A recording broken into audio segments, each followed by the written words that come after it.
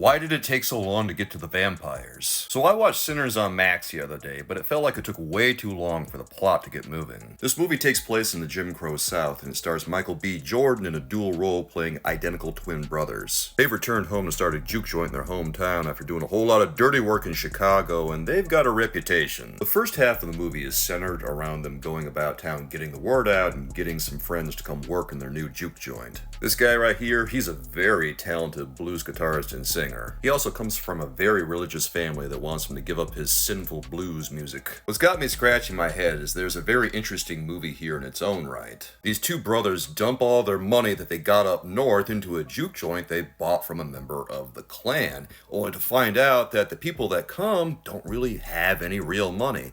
That's a pretty interesting drama right there. But no, now we have to shoehorn vampires into this. This guy's a real menace. He's going around biting and infecting as many people as he can in one night. Believe you me, it's a lot of people. Standard vampire rules apply. They have to be invited in, and sunlight puts them out of their misery. Unfortunately for this woman, though, who happens to be in love with one of the brothers, she finds the kindness in her heart to go outside and talk to these people after they come knocking at the juke joint and they're turned away.